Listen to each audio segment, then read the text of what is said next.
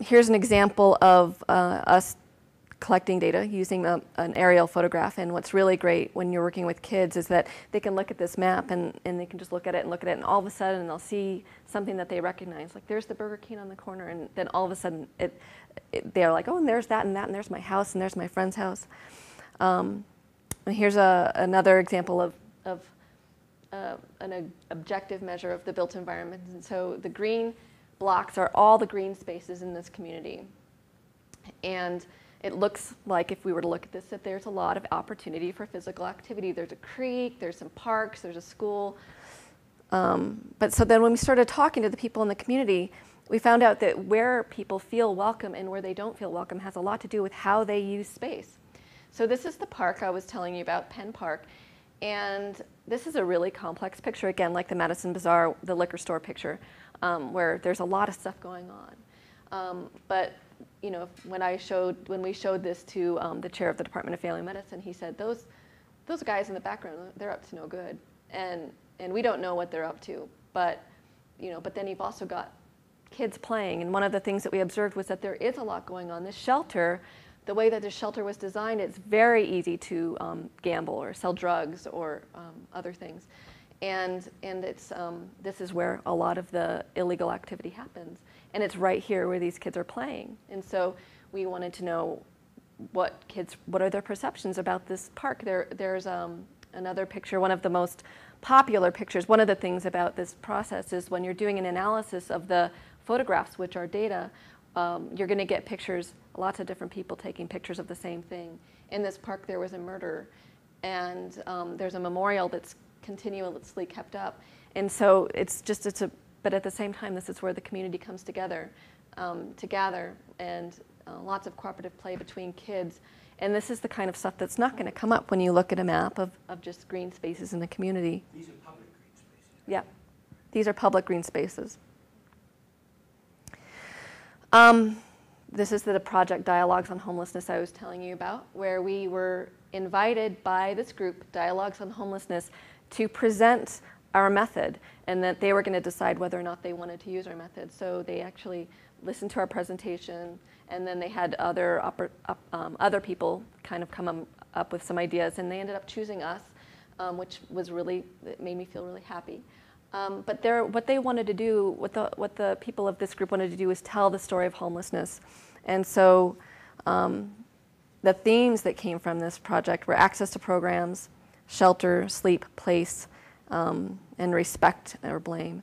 And so when we did the Participatory Photo Mapping project, we found out that, and this is the thing, is that a lot of times you're going to be surprised by what you find, because if you were to, before this project were to start, I would have thought that food access would be a big deal for people that didn't have homes, and it turns out that it was the opposite, that access to programs, services that for people that need them, comprehensive set of services for people that need them were missing, that people want to get help with issues like alcohol and drug issues and mental health issues, and there isn't a place where they can go and get these services, integrative and comprehensive services where they're taken care of. Sleep, this was the biggest priority, and here's the picture I was promising you of the benches that Madison, the city of Madison, put all over the city to keep people from lying down. And this is not something I would have observed as a person that has a home and a bed,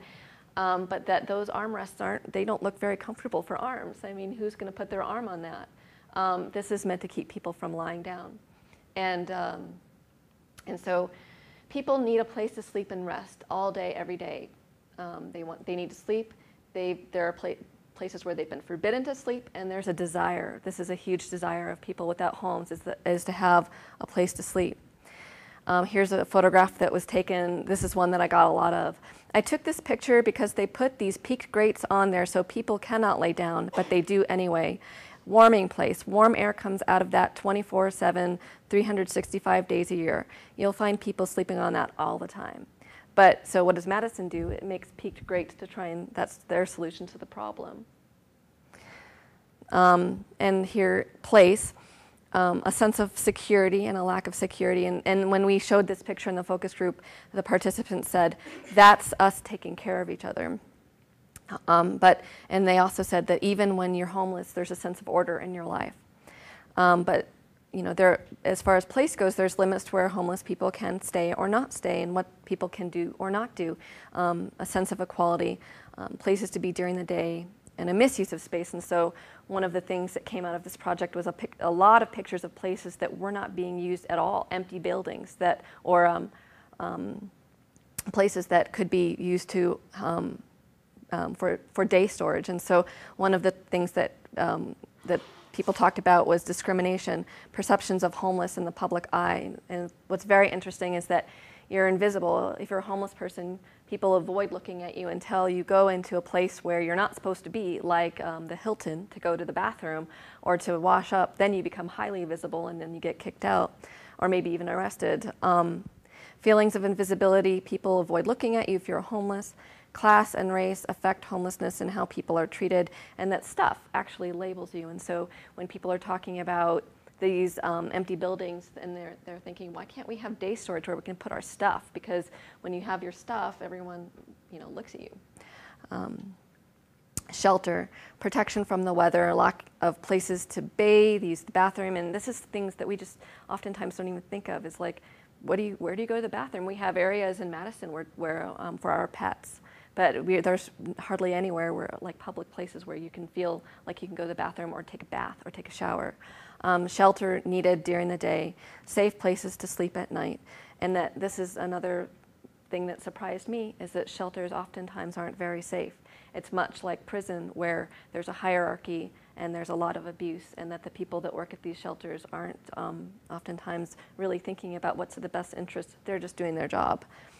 And so the action steps that came from this PPM, we're launching 3 different task forces. A dissemination task force, that's the one I'm on, and part of my goal of what I've been tasked is to bring this information to people, to make people more aware of what's going on as far as homelessness in Madison.